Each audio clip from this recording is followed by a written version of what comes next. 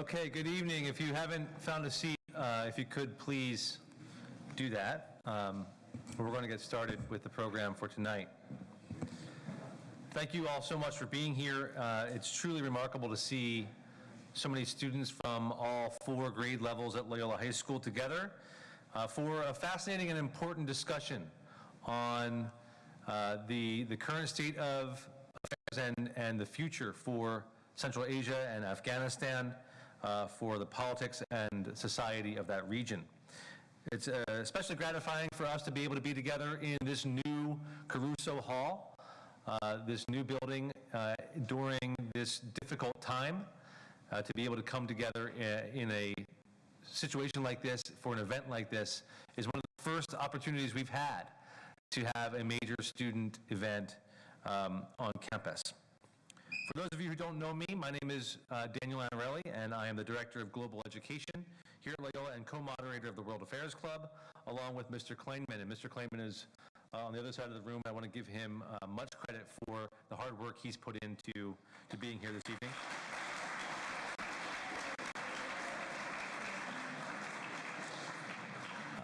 As Director of Global Education, I do feel it is a privilege to be able to highlight and elevate issues of international, intercultural, interfaith, and global significance and make them part of our mindset day in and day out at Loyola High School, and most importantly, to assist the students in coordinating efforts with deepening our awareness of our place in the world and affording everyone the capacity to act with a broader, more cosmopolitan viewpoint.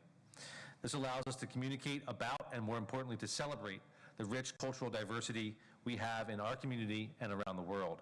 And we hope that tonight's program is one example of how we can do that. Before we start a formal conversation with Mr. McCarthy, I want to mention a few things about the schedule, the format, and COVID protocols. First, expect to be here for about 60 minutes. We've organized the conversation into 4 parts. Mr. McCarthy's personal experience as a journalist in Afghanistan in 2010. Second, policy decisions related to the 2-decade-long involvement of the United States in Afghanistan and in the region. And thirdly, what the future holds for the people of Afghanistan, as well as the future of diplomacy in that region. Fourth will be a Q&A opportunity for you, the students, to ask questions of Mr. McCarthy and our moderators.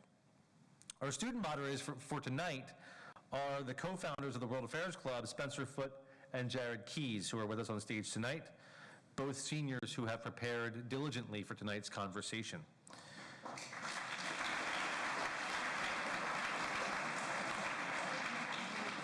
We of course are following LA County protocols for COVID-19. Please keep your mask on for the duration of the time that we are indoors. There is no eating inside, and if you need a restroom break, you do know where they are outside to the left as you exit the doors in the back. You'll also notice that we have a slideshow montage going on tonight. Right now, it's just focused on our marketing material, but there is a montage of images from Afghanistan, the people of Afghanistan, that Mr. Kleinman put together, and I hope that you do take some time to look at them as we discuss the events this evening. They are real people, and they are real human lives that we are dealing with here. It is not a theoretical political equation to work out, and we do hope that you enjoy not only the conversation, but also the images accompanying it. At this time, I'd like to bring Kabir Nayar, the president of the South Asian Student Association, to introduce our guest of honor.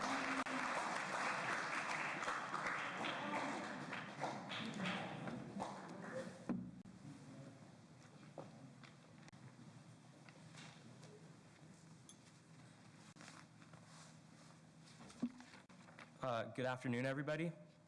My name is Kabir Nayar, and I'm from the South Asian Student Association.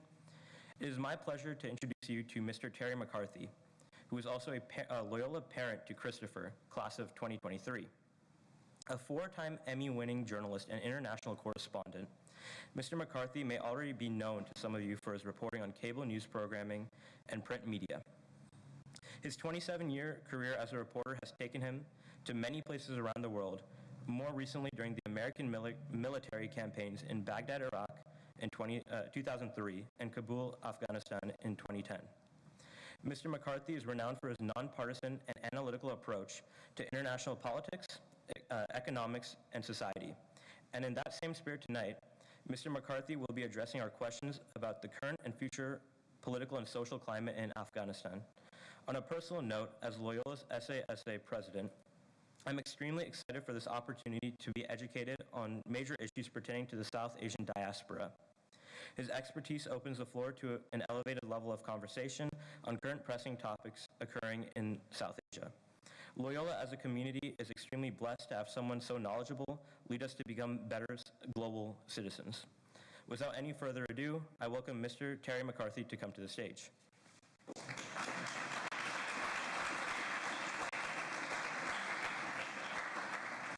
Hello? Okay, awesome. I would like to personally welcome Mr. McCarthy from myself and Spencer. But let's hop into it. So how did you find yourself going to Afghanistan in 2010 to cover the war? How did you end up in that situation? Well, there's a bit of a backstory to that, but let me first just personally thank you guys, Spencer and Jared, for hosting this tonight, for all the work that Mr. Anorelli and Mr. Kleiman have done to prepare for this. And thank you all for coming. You know, it's great to see so many people who take an interest in the affairs beyond our shores. I believe that the United States is a country which has an enormous role to play in this world, which really can't be played by any other country. But when we don't know what we're doing, when we get into something we don't understand, bad things happen. So it's great to see so many people with an interest in foreign affairs. So Afghanistan, I actually first went there in 2001. After the 9/11 attacks, I was working for Time magazine at the time, and I was asked to go and cover whatever was going to happen. We knew that bin Laden was in Afghanistan. We knew we were sending folks in. We didn't know how that was going to unroll. And so I ended up flying into Tajikistan and then crossing the border, in those days illegally, because the Taliban were still in control of Kabul and the country. And there was one small little sliver in northern Afghanistan controlled by the Northern Alliance, who were the sort of the only real resistance to the Taliban in Afghanistan. And we came down through the Panjshir Valley, and when they start the slides, there's actually a great picture of the Panjshir Valley, which you'll see in a short while. Very steep mountainsides with a little river running through the Panj River running through the bottom. We drove down that valley and waited for something to happen, and sure enough, the US sent in some of these A-team special forces, and they started bombing with B-52s, and the Taliban left Kabul. And by Thanksgiving, 20 years ago, almost, not quite to the day, but almost to the day, I was in Kabul buying a turkey in Chicken Street, which is one of their market streets in the center of Kabul, for Thanksgiving, for our bureau. And it was a live turkey. And so that turkey was decapitated and then plucked in the street with the feathers going in the gutter, and we baked that turkey for Thanksgiving in Kabul in 2001. So that was the very beginning, and I would just say one thing about that, which was when we went in as a country into Afghanistan, we really didn't know what we were getting in for. The main goal at the time was to take out, not really the Taliban, but to take out Al-Qaeda, the network of folks that had planned 9/11 attacks out of Afghanistan, led by bin Laden. And we were pursuing him, and he took refuge in the caves in Tora Bora, and we thought, fine, we've got him cornered. We'll hire these Afghan soldiers to go and capture him, and all will be well. And we didn't understand that they were being paid off by the other side to let this guy go, and so he slipped across the Pakistan border, and he was gone. And it took us another decade to find where he was, hiding in Pakistan. So that was the first involvement we had with Afghanistan. That quickly got overtaken by our campaign in Iraq, which they planned in 2002, invaded in 2003, March 2003. That took my career to Baghdad. But then as the presidencies changed, 2008, Obama came in, vowed to leave Iraq. Pressure was put on him to up the ante in Afghanistan.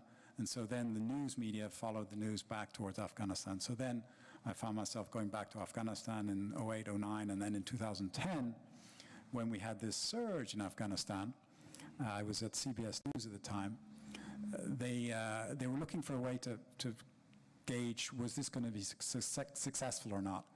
And they were saying, well, in New York, well, we should have, maybe we'll do different reports in different parts of the country. And I said, well, I have an idea. How about we just focus on one part of the country for an extended period of time, and then we can tell you with like a time lapse how things are going. So we contacted the Marine Corps, who were in Helmand province in the south, which was the most conflicted province, the highest death toll, the center of the opium industry, and right on the Pakistan border. And we thought that would be a really good bellwether to see how this surge was going. And so I and a producer, camera operator, colleague, embedded with the 3rd of the 1st Marine Corps Battalion out of Camp Pendleton near San Diego. And we kind of got to know them here,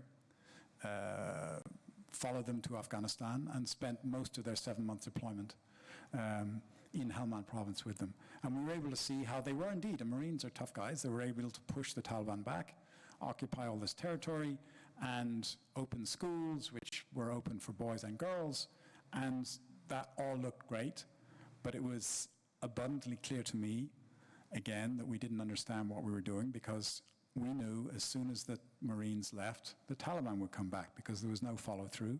The local government services were not really well developed, and indeed that's what happened. But so that's a long way of answering your question, but that's how I ended up in Afghanistan in 2010.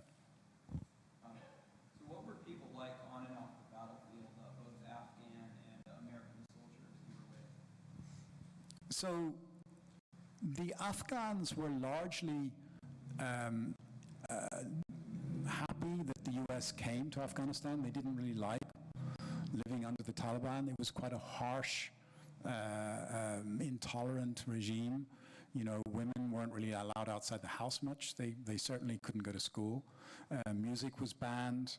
Movies were banned. Men had to wear beards. You know, the sort of standard extremist position. The initial, it wasn't even an invasion really. The US just turned up because the Taliban were sort of pushed away by the bombing. Was welcomed, and you know, people were hoping that the US would help to develop the country. The real tragedy, I think, there was that we took our eye off the ball because of Iraq, and Afghanistan was left to fester a little bit. And by the time we refocused on Afghanistan, the Taliban had managed to reestablish themselves. Now, there was a lot of involvement there by the Pakistanis for their own geopolitical reasons, but we really only re-engaged with Afghanistan in sort of 06, 07, and by then the worm had turned.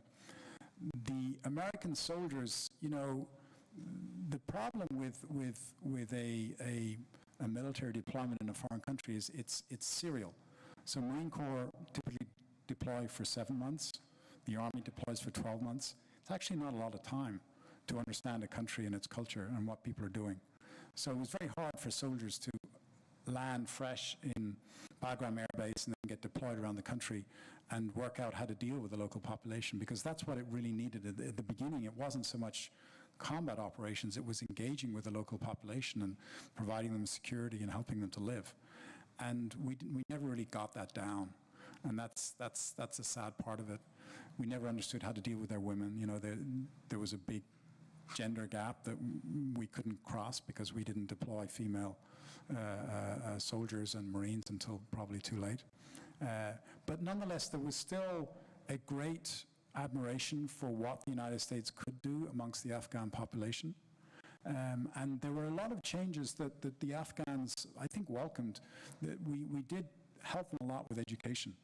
You know, not just schools, but even Kabul University, a lot of American involvement, American University in Kabul also. So it wasn't like the United States was hated in Afghanistan. We just didn't understand what we were engaging with and did a lot of damage, unfortunately.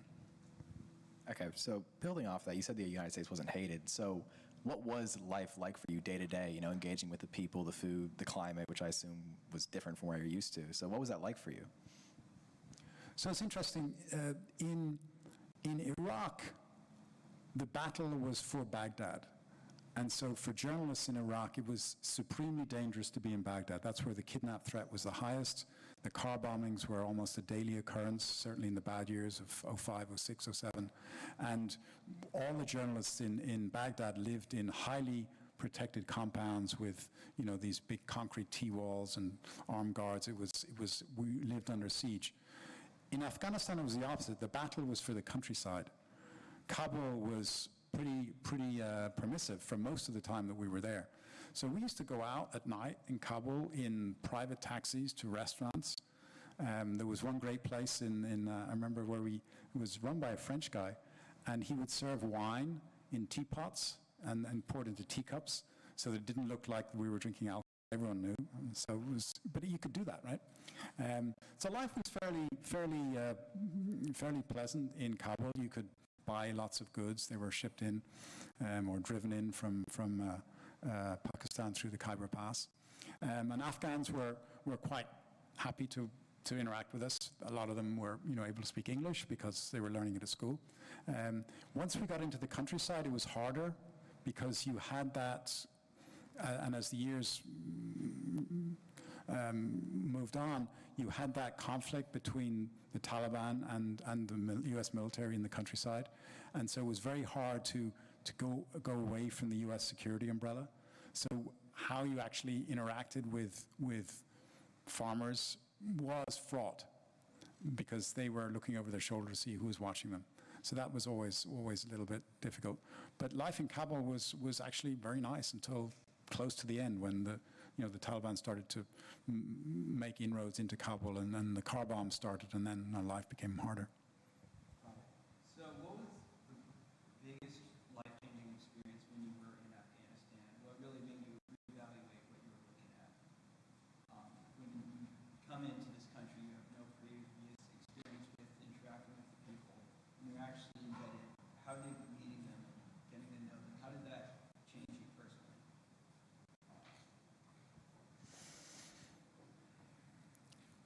So there were several, I would say, life-changing experiences. The first one was when, at the very beginning, 2001, when we were driving down the Panjshir Valley, and one night our driver, it was one of those almost, like Hollywood moments where you're driving along the side of a mountain on a switchback, and of course there were no guardrails, and we were in one of these old Soviet Jeeps, and the Jeep stalled on a incline, and we started rolling backwards, and two wheels went off the side, and we thought we were going to plunge, and and so we actually had to jump out of the Jeep so that the Jeep didn't tip over. That was a pretty. When we got out, and we were sort of pulled ourselves together, the two Afghans in the Jeep were laughing. They thought it was the funniest thing ever, which was their way of responding to what was actually a very dangerous situation. That was an interesting experience. Another experience that was more personal for me was towards the end of the Marine deployment. We were with a very small group of Marines in one of their forward bases, right down the south of Helmand. We had maybe a dozen, 14, 15 Marines, so quite a small little group. And our base got attacked by the Taliban from two sides, and they had some rockets which they were firing, and it was just one little compound. And I remember going up on the roof with my cameraman, and we were trying to do a piece of camera, and we did a piece of camera to say we were under attack and so on and so forth. And I felt a level of fear that I never felt before, and it was a specific fear that wasn't to do with my personal safety or getting hurt. It was a fear of not getting home to my children and my wife. New type of fear. That was a very life-changing moment for me, because ultimately I realized that this was to change. Being a war correspondent is great, but when you have wife and kids, you should probably go and find another job. So that was a personal experience. But one of the other really moving experiences for me was to see the length to which Afghans would go to protect their families. That was what was most important to them. And you saw that wherever we went. It's a very families are very strongly knit units in Afghanistan, and that's what it makes it so hard. When you see these stories of civilian casualties, very often, we see weddings that have been bombed and so on. You take out entire clans with, one badly placed bomb. And that's hard because the family structure in Afghanistan is very strong. And so I had some experiences there which were a bit sad. Got it. So did the United States achieve its foreign policy goals that it undertook when it went into Afghanistan? If not, was it doomed from the start? And were there any major U.S. miscalculations or mistakes that were made going into Afghanistan? I think it's pretty clear that after 20 years, we certainly didn't achieve our major policy goals. The first goal going into Afghanistan was to render it or to rid it of any haven for terrorists. That was what started it, right? And we wanted to get rid of Al-Qaeda. We really just pushed them over the border into Pakistan. They're still there. Al-Qaeda's still in the frontier territories of Pakistan. The Taliban became our enemy. We were unable to reach a negotiated solution with them that would stick. Ambassador Zalmay Khalilzad, who himself was from Afghanistan but a naturalized American, was our negotiator, who did a deal with the Taliban which just didn't stick. They didn't stick to it, and they basically took over power as soon as we left. So that was a failure. And I think that we consistently misunderstood what it would take to stand up a true representative government for the Afghan people. We initially went with the warlords as we first deployed U.S. troops, and the CIA is probably guilty of this more than anyone. They thought they would deal with the warlords, whom they dealt with when we were fighting the Soviets between 79 and 89. They knew all these guys. Some of them were extremely unsavory characters, but they were on our payroll, had been for many years, and so we just resuscitated that. And these are people that deal in terror, essentially. They have power because they've got guns. And so they were not people that the Afghan people would follow, really. And then we empowered a bunch of politicians in Kabul who were very corrupt, stole a lot of our money. Again, wasn't a very good way of making yourself popular with the people. And so it wasn't really surprising to me when the US left this August that the entire country fell apart really quickly, because nobody wanted to fight for the regime that we left behind, because they didn't represent the Afghan people. They were corrupt, self-seeking, a lot of them drug dealers. The opium trade is about 10% of the Afghan economy. There isn't a single, I suspect, high government official in the former government who didn't have a condo in Dubai and a private bank account that he funneled money into. And so we failed not only our immediate goal or initial goals of ridding the country of terrorists, but also we were unable to stand up a government that could survive. So I would say that's not a lot of success to boast about. So considering those failures, why do you think the U.S. was in Afghanistan for 20 years? And do you think we should have stayed longer? My personal belief is that it was just a matter of time before we left, because we were on a losing proposition. We didn't understand how to make our Afghan objectives come true, or how to make that project work. I don't think that we should have left the way we left, because we broadcast the entire world that we were weak and running away and we couldn't look after our own people. I think there were a series of decisions that were made in the last 6 months which were really badly thought through. Primary among them probably was giving up Bagram Air Base, which is, as you know, just north of Kabul, an enormous air base that we controlled, and we could have flown people out of there for the next 2 years, and there's nothing anyone could have done about it. But we gave that up before we announced that we were leaving. Then we said we're leaving, and of course, everything then collapsed onto Kabul International Airport, which is right in the center of Kabul, couldn't be defended by the US, and was quickly basically overrun. And, you know, we ended up with just one runway and people being shot and the bombs that went off outside the airport. So I think the way we left was really badly planned and sent a message around the world that the US didn't know what it was doing. But ultimately, 20 years, 30 years, I don't think that our project was going to succeed there because we didn't have the ingredients nor the understanding of the Afghan people to make it work. What attempts did you see of America trying to build cultural competency in Afghanistan? Was it successful? Okay, I got to tell you the story about the strawberries. So, we were looking for ways to replace the opium crop because the opium crop was extremely lucrative but was largely funneled through the Taliban into Pakistan. The real money is actually made by Pakistanis, but they rely on the Taliban to kind of procure the raw opium for them from Afghanistan. Afghanistan now supplies about 80% of the world's opium production, which is an enormous amount, 80% from that small little country. It's not a huge country. But it's very lucrative. So we were looking for ways to replace that crop. We understood that if we just burnt down the poppy fields, that it would just make the Afghan population more mad because it's income for these farmers. They're just looking for money to get their, to pay for their family.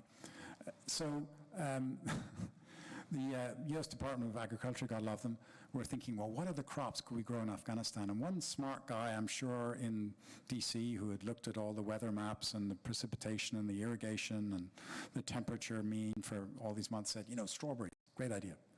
So they set up this pilot project, and they sent out this farmer. He was from Minnesota.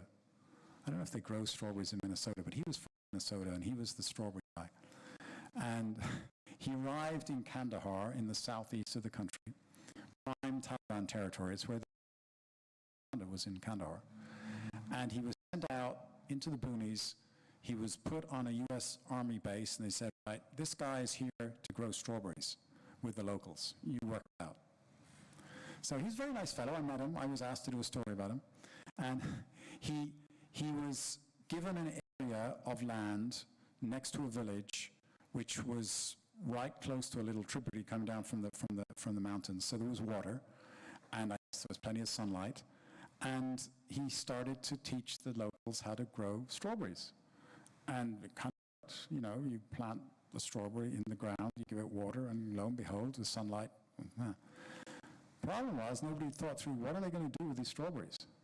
Because strawberries, you know, you can pick them, and then they kind of go off pretty quickly unless you can transport them, and you need refrigerated transportation. They didn't have any trucks with refrigeration anywhere in Kandahar province, let alone in this little village in the middle of nowhere. So this guy spent a year growing strawberries that nobody could eat, nobody could sell, and were kind of a waste of US money. I use that as a little anecdote to tell sort of the bigger story of our complete lack of understanding of this country and its culture and its economy, and our inability to change course because some bureaucrat in Washington had signed his name on this great idea and got some money from wherever, a budget, and sent this guy, and so he spent a year there, and it made no difference. And that's kind of Afghanistan, our policy in Afghanistan writ large, I'm afraid. So why do you think the U.S. has done such a poor job of helping Afghan people immigrate to the U.S., especially those who helped us while we were there? I don't think it's fair to say we've done a poor job. I think we have brought a lot of Afghans into the United States already. I think there's almost 200,000 Afghans here. We have one of the largest Afghan overseas populations in the world. I think that the actual process of getting them out in August was very badly handled. There are people coming out now, and we're still getting them out. That should have been planned more in advance, and we certainly lost a lot of our sort of goodwill by screwing that up. But I think that there's an understanding that we owe a lot of people the right to come here, There will be, I think, a continual stream of Afghans in the coming years. I suspect that they'll try and do a deal with the Taliban to let more people out.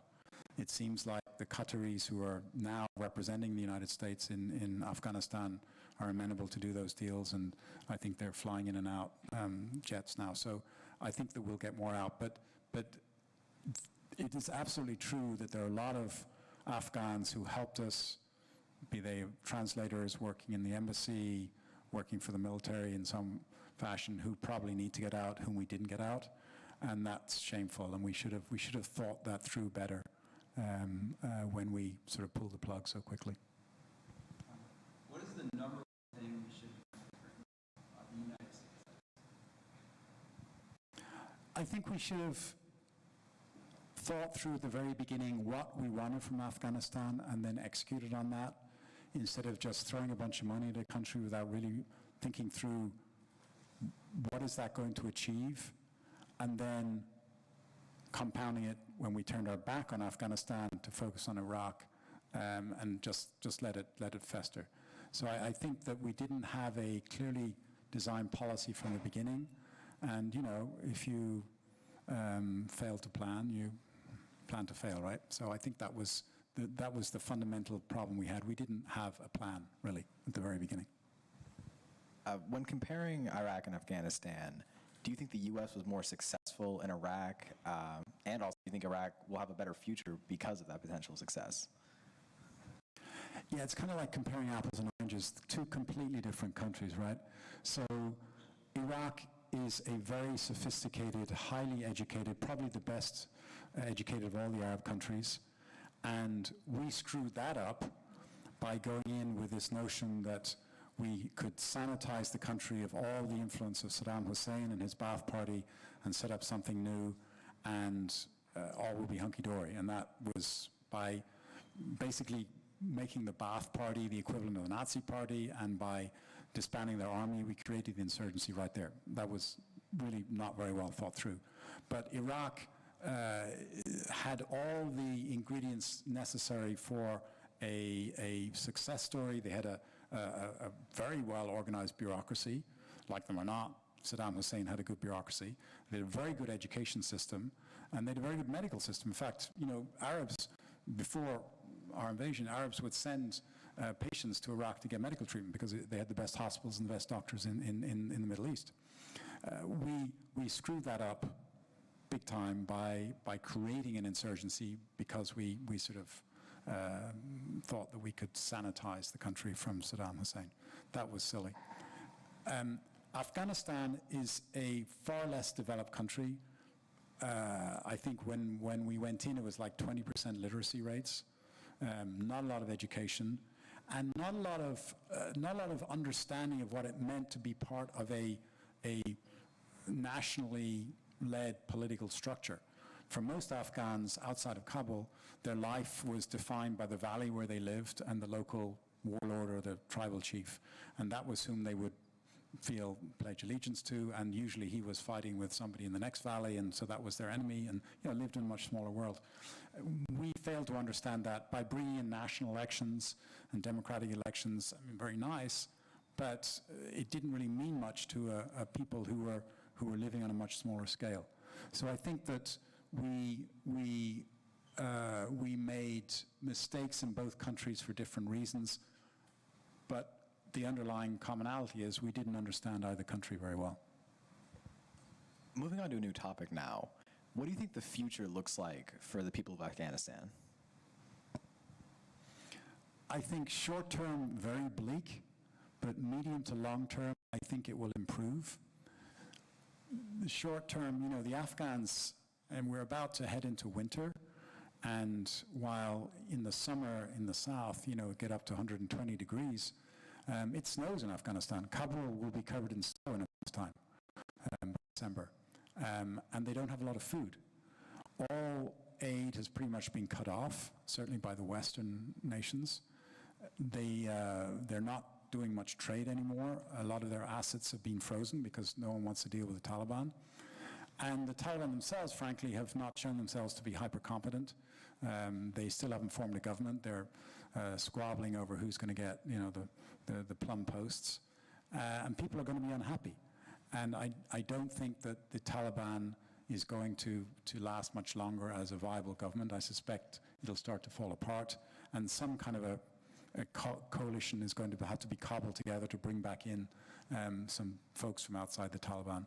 And hopefully, you know, with goodwill from its neighbors and from the US and the EU, there will be some solution where we will start giving them aid and there'll be more trade and things will improve. But I'm afraid that in the short term, it's going to be pretty rough because the country is going to basically, the economy is going to fall apart.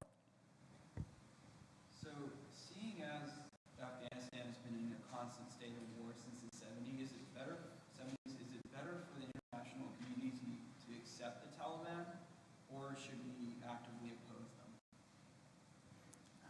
I don't know that we should actively oppose them, but I'm not sure that there is, at the moment, where there's a grounds for a real relationship with the Taliban, unless we say to them, okay, we can give you aid, but condition on that is let girls go to school. That's the expectation. I mean, the part of the reason why the Taliban will have so much difficulty this time round is that people have seen an alternative to the sort of very primitive life that they had to live under the Taliban 1.0. So Taliban 2.0 comes in after Afghans have had 20 years of living with mobile phones and TV and movies and being able to travel outside the country and earn money from real jobs. You can't really turn the clock back on that. So I think it's going to be really hard for the Talibs to go back to what they knew before. And I think that people are not going to want that lifestyle. So that's going to put pressure on them. So there is a lot of leverage that we have in the outside world to say, well, you know, your way is too extreme. Let's find a middle road here, and then we can talk to you. But at the moment, you know, they've got a bunch of extremists, including, well, one of their cabinet ministers is designated terrorist on the UN terrorist list. That's going to be hard to deal with. So the vast majority of people in this room are teenagers. I think they're all kind of wondering, what is life like for our peers over in Afghanistan? You know, what is it like to be a teenager growing up under this new Taliban, and what does their future look like? Well, that's a good question. Loyola is a boys' school, but by choice. And there are plenty of girls' schools that I'm sure, you know, you have, well, pre-COVID, you would have events with. In Kabul, there are boys' schools, and that's about it. Girls are now being pushed back home. There are no females in the universities anymore. Kabul University is boys only, men only. It's suddenly kind of gone back to a very, frankly, very primitive way. I mean, this is not what I think the Afghans want, and hadn't been the way they lived in the past. So I think that's one of the realities of the Taliban coming back. It's a very repressive society. There's also going to be a lot of I think, dissatisfaction amongst Afghan teenagers at the cultural restrictions. You know, they've been used to TV and movies and so on and so forth, and that's going to be rolled back. So I think they'll be unhappy with that. But most of all, they'll be wondering, what is my future in this country? How am I going to get a job when there's no work? How might I aspire to go and get educated overseas when no one's taking Afghan students anymore? That's, I think, you know, what is my future, I think, is going to be hanging over them. And you guys are, you know, looking after your years here in Loyola to go to college, probably, career, so on and so forth. You may not know which college you're going to, but, you know, there are colleges all around this country that you can apply to and see how your life goes. You can imagine somebody of your age in Kabul now thinking, I don't know if there's going to be universities when I get out of school. I don't know if my parents will be able to let me go when they'll need me to sort of, you know, make bread at 4 o'clock in the morning so we don't starve. Much more limited options for their future. That's really hard, you know, when you're starting out your life and you want to sort of see the world, and you're being told that's probably not going to be your future. You've got this very small little world to live in. That's probably the harshest part of their reality today. So what is the future for women in Afghanistan? That's an interesting question too. This is the famous picture by Steve Curry. It was on the cover of the National Geographic magazine. Women under Taliban 1.0 became faceless. You wouldn't have seen these faces anymore because they had to wear burqas, which cover their faces. I don't think the Taliban can do that again, pull the veil down completely, because women have had the experience of getting educated, of working, of being on TV. You know, I don't think you can put that back in the box. Now, is Afghanistan a traditional conservative society? Absolutely. And that's entirely their right. But I don't think it's the right of anyone to deny anyone lack of education because of their gender. And I think that, in a sense, that is one of the positive outcomes of the time that we were there. The expectation will be that you have to honor that. And I think the Taliban is going to struggle with its current policy, because if you've got half the country against you, they're not going to take up guns against you, but they're half your country. They know better now. So I think in the medium term, women will be able to emerge from the shadows. It will look different, of course, to the position of women in our country. But I don't think that they will go back to just living behind burqas for their entire lives after they get through puberty and burqas. I don't think they're going to accept that anymore long term. Also, in the future, do you think intervention by the U.S. or Western European nations or a coalition of the two is a real possibility? Do you think that there's really the will to go back into Afghanistan and send our troops there? I don't think intervention, but I do think engagement is possible. I think we've all learned our lesson about trying to pacify that country with arms. I think it will be more a question of economic engagement, of some aid. Education is always good. This is a country that wants to get on in the world, needs some help, and if we can find good dialogue partners, and I suspect that that will be a mix of Taliban and other political actors in a post-Taliban government, then I think that we can do that without having to send in the troops. So can world governments and organizations provide aid to Afghanistan for the coming winter without giving the Taliban legitimacy?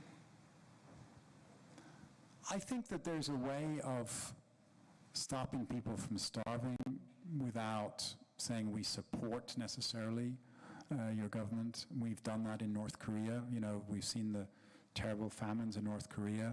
The World Food Program has shipped in enormous amounts of food to North Korea, and we certainly don't endorse the North Korean government. We've done it. We did it with Iran. You know, we've had targeted sanctions, but then we've allowed certain medical equipment on into Iran, even though we don't endorse the Ayatollahs. So I don't see why we can't find some formula for helping the people without necessarily saying we completely approve of the Taliban government. And, you know, goodwill engenders goodwill.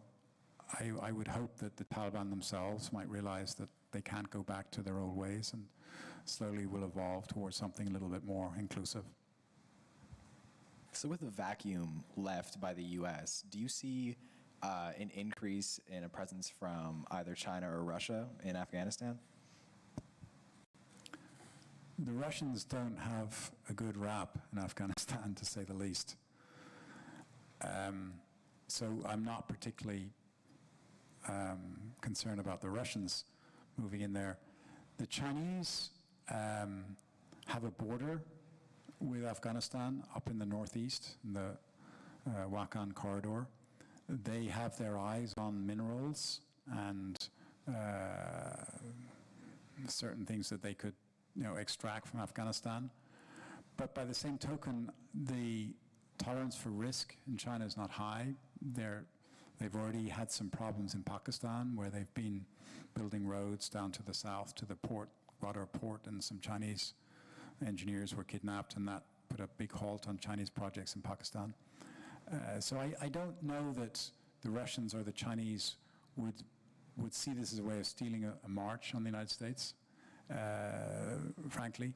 But I think that at some point when some deal is done, and there will probably be some big conference on Afghanistan when the Taliban is ready to deal, that they will be at the table, just because they're big countries and they're in the neighborhood.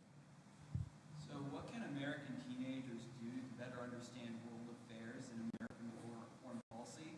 And what can we do that can have an impact on that policy? And how can our voices be heard? Wow, there's a lot of things there. To understand U.S. foreign policy, I would advise reading broadly, reading across the board. I like to read the New York Times and the Wall Street Journal, so you can cover both sort of ideological poles. I like to, I don't watch a lot of cable TV because it just drives me crazy, but I think that there's a lot of good material online. I mean, a lot of stuff on YouTube. It's amazing how much you get on YouTube looking up countries. There's a lot of good foreign reporting that's done on network news, which you can get access to. A lot of good documentaries. I think the next part of your question about what you can do to influence foreign policy, that's hard. At a small level, of course, you can take on some specific cause.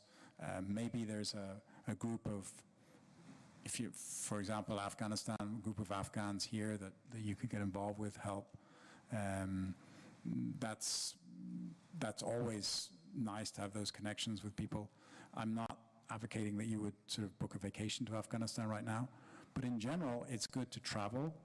I think that Americans don't see the outside world enough. We tend to sort of be a little bit inward looking. We were talking before this session about the isolationism that seems to be on a rise in this country. All I would say to that is every time the United States has become isolationist, bad things happen in the world. And we saw that before World War I, we saw it before World War II, and we're going to see it again if we do this again. So I think foreign travel is a great way of educating yourself, of understanding the outside world, and of understanding, and we've been watching these pictures as we've been talking, that these are just human beings, just like we are here. And they have their aspirations and their hopes and their fears. And it doesn't take very long to find the common humanity with people once you start traveling and chatting with them. All right, thank you so much for talking with me and Spencer. We would like to transition now to a Q&A audience. So Mr. Enderle, I believe, is going to come up, grab the microphone, and anyone in the audience with a question, feel free to just raise your hand, and Mr. McCarthy will answer your questions. First, how about a round of applause for our moderators and for Mr. McCarthy?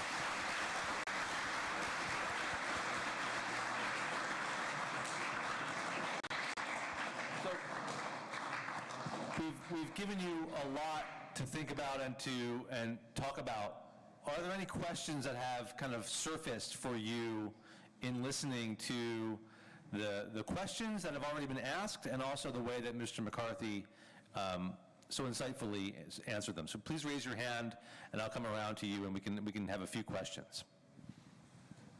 Matthew.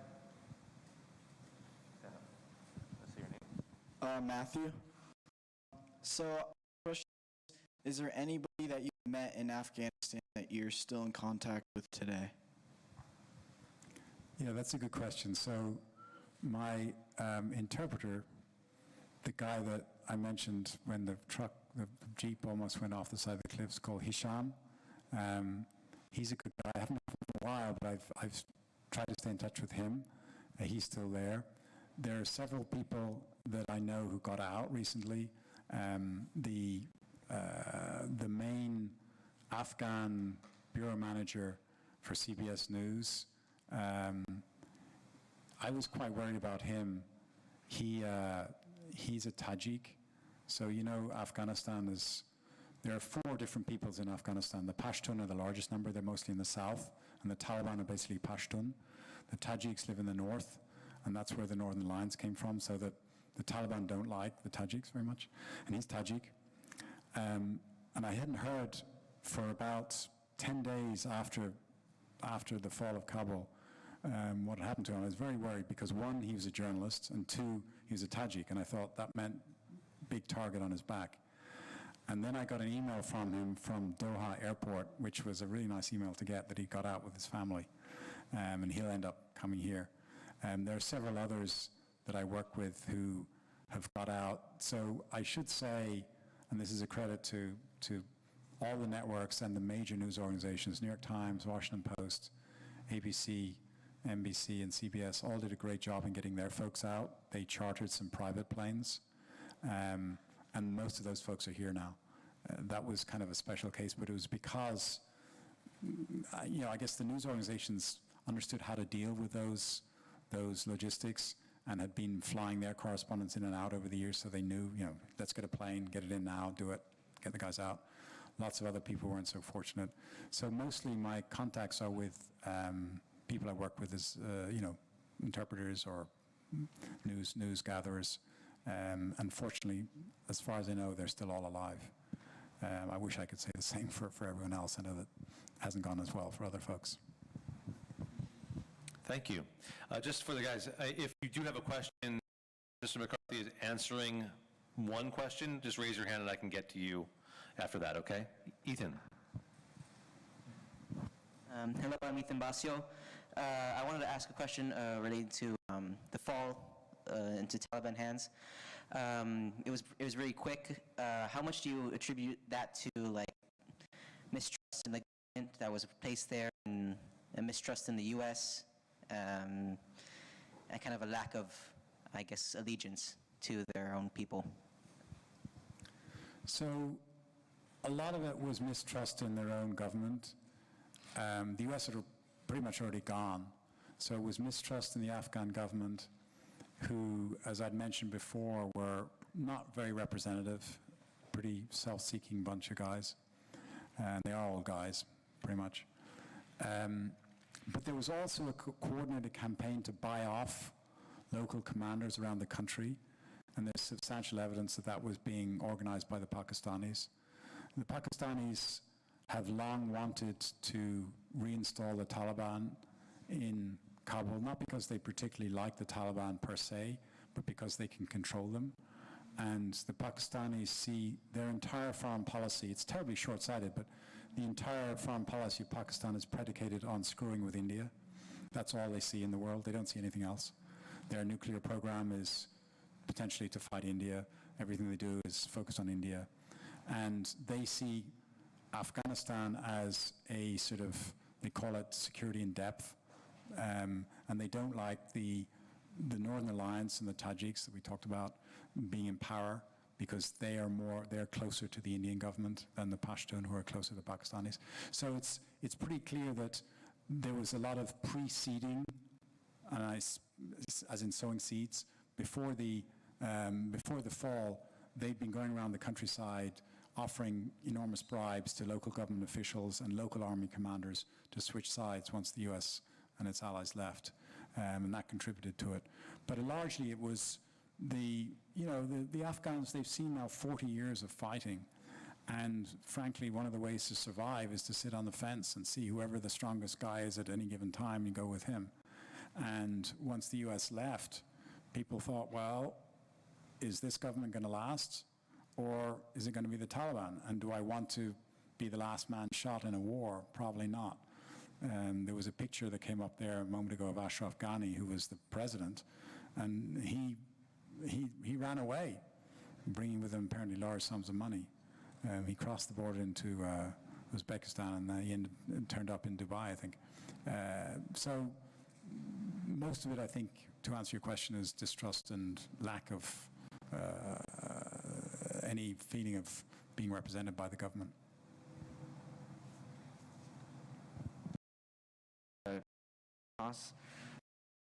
So the U.S. government has destabilized foreign countries in the past and implemented democratically elected, like puppet leaders, I guess.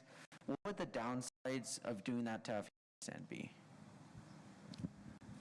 So the first president that we installed in Afghanistan was Hamid Karzai, and he was right at the very beginning.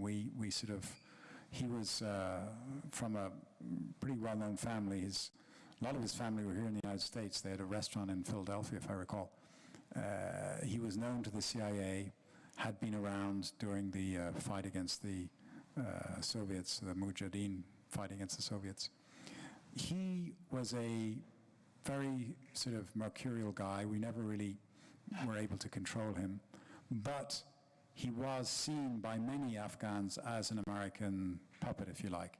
And so from the very beginning, it was hard for him to fully establish his legitimacy. And there was a constant tension between him and the US military commanders when we would want him to do one thing, and he would say, I can't do that, I've got to do this to show the Afghans that I'm the president.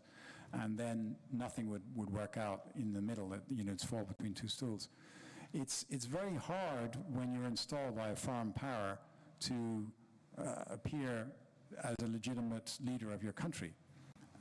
You can imagine if we had a president who was installed by the Chinese or the Russians or the North Koreans, whoever, we would be unlikely to feel that that's a legitimate president for our country. So it was almost blighted from the start. It became more complicated as they then went into elections, and there was claims of election fraud and so on and so forth. But from the very beginning, installing a puppet leader, it's going to be problematic, and I think we never really got out from under that rock. My name's Ian Choi, and I just wanted to ask if you would want to go back, and what would you expect if you did? Well, let me just say, and you may be seeing a little bit from these great pictures, Afghanistan is a really beautiful country, particularly in the north. The mountains, the Hindu Kush, are spectacular. The wildlife, there are snow leopards up there. In fact, sadly, I was offered 2 snow leopard pelts the first time I went in for $200 each. I was so sad. Had I been there a week beforehand, I would have paid the guy $400 not to shoot them, but they were dead when he showed them to me. I didn't buy them, I had no intention, but it's a spectacularly beautiful country, and the people are very engaging and very generous. They will share food with you, even if they don't have a lot, and they're quite happy to hear your stories. I always enjoyed being in Afghanistan a lot more than in some of the neighboring countries, because of the Afghans are actually quite, I don't know how to put this, cosmopolitan is the wrong word, but they're racially very mixed, because they're sort of a crossroads of Central Asia. You'll see some features. There are red-haired, blue-eyed Afghans, who go back genetically to the Macedonians. Alexander the Great went through Afghanistan. In fact, you can get these Gandhara-era Buddhas, which look like Greek statues, but they're made in Afghanistan by people that Alexander the Great brought with him.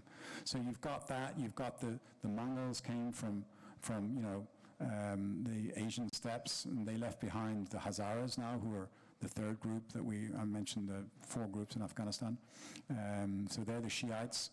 They live in that area of Bamiyan where we saw the statues, the Buddha statues that were taken down. So it's a very, actually quite a mixed country, and that feels very comfortable to be in. And I would love to go back. I think now it's probably safe again. There isn't a lot of violence against those Americans who stayed, and there are some who are still there, including journalists.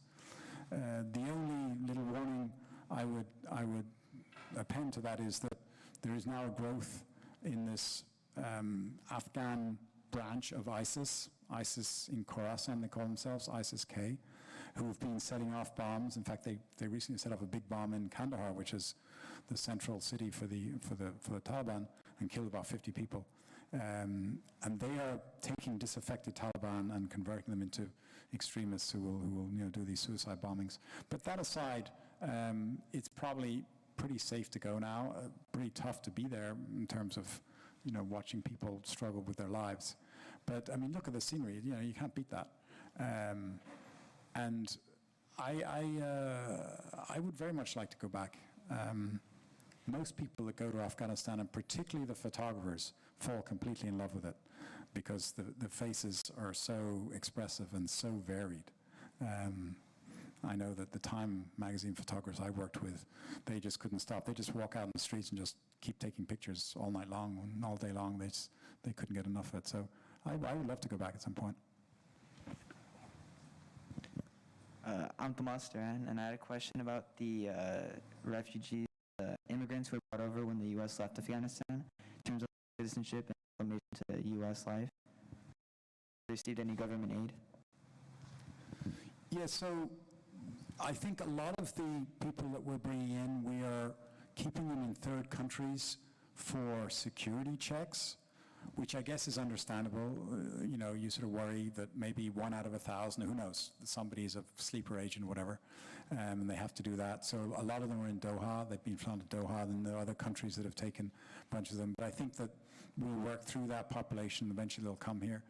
Now, once they get here, they won't get a lot of aid because they're in America, right? So they'll get some kind of a starter package, but then they'll have to fend for themselves. And I remember, similarly, when we were bringing Iraqis here, and it happened to some of our staff from when I was in Baghdad.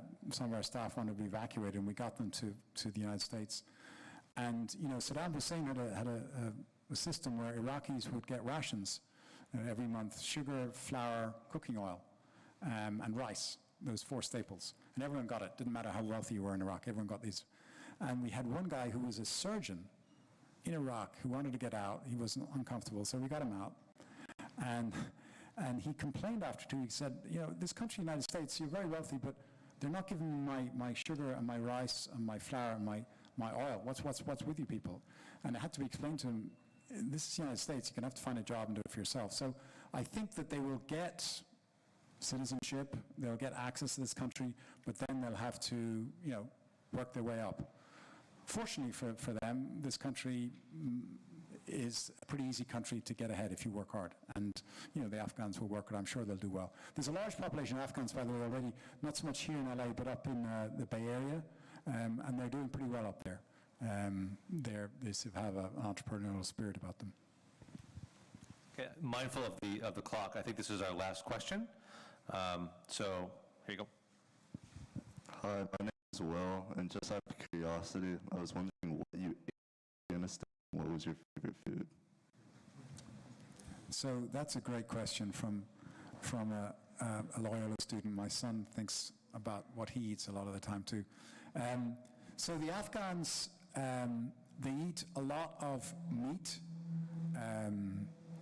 goat, sheep, chicken, often cooked in skewers on a grill. They like flatbread, like Indian flatbread, like naan, whatever.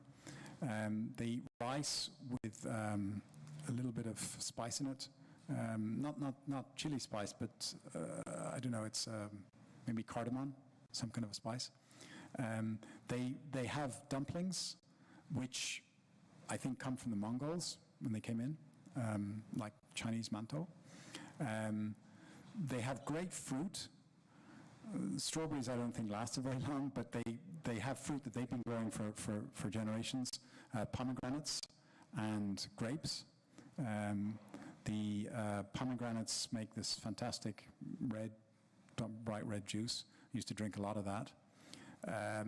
They like to eat in a group. So typically, you will have a meal, and this takes a bit of getting used to. But they will cook an enormous amount of rice with this I think it's cardamom, and they put usually raisins in it, and they'll dump it out on an enormous sort of platter, and then there'll be meat, and you'll eat the meat with the rice and with your fingers, and that's done together. And so eating together is sort of a big part of their culture.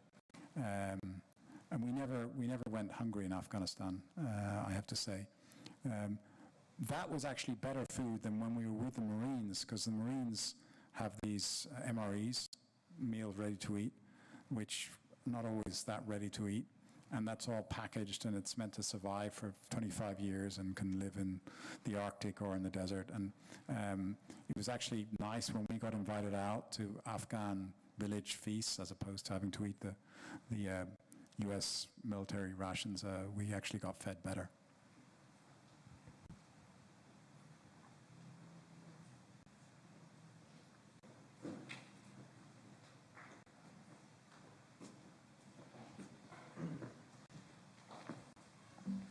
Good evening.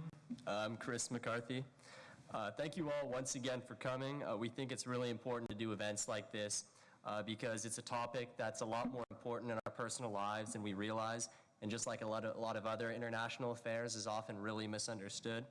If you're a student and you find stuff like this interesting, or just want to learn more about what's happening in the world, please come by a World Affairs Club meeting. We'd love to have you. Usually we meet at lunch on Wednesdays in L217.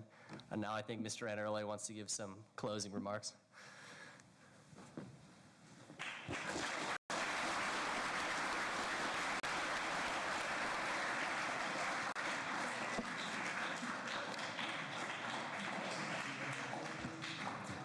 Thanks, Chris, and thank you again. How about another round of applause for our moderators and.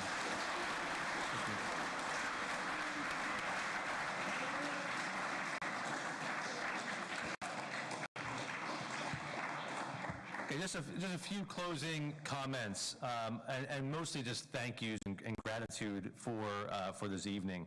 I want to thank Mr. Kozakowski, who's in the back of the room, and the Loyola administration.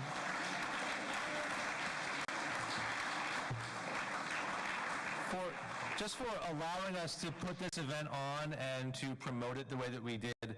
There's several others, so just hold your applause here. But the maintenance and event staff who set up Crusoe Hall for us, the Taste of Tehran restaurant that did the catering for the food outside in front. I want to give a special thank you to Mr. Carbajal and the John Malloy Broadcast Club, who are live streaming this event and documenting it for the future, so teachers can use it, and students and parents, even alumni maybe one day will want to take a look at what we've done here. I want to give a special thank you to my co-moderator of the World Affairs Club, Mr. Kleinman, who has done such a great job.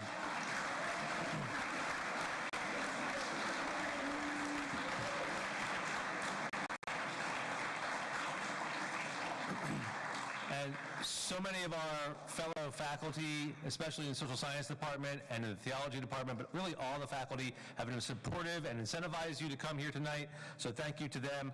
And thank you to if anybody who's a member of the World Affairs Club or the South Asian Student Association, Association of Middle Eastern Students, or JSA. Could you please stand up? All those guys who are in those clubs. This was a joint effort.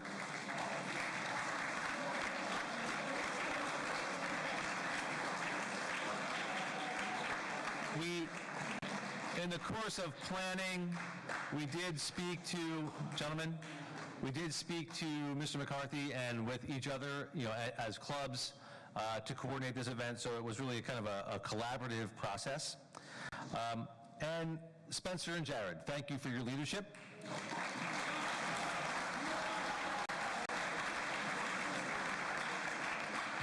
I know we probably kept them for longer hours than they wanted to, but not today, but in the past in preparation, and so we appreciate their diligence. And then lastly, just in closing, Mr. McCarthy, your wisdom, clarity, balanced perspective, professionalism, empathy, and patience and understanding with this group of young men, you model for our students what we mean when we talk about global citizenship. So thank you so much for being here tonight.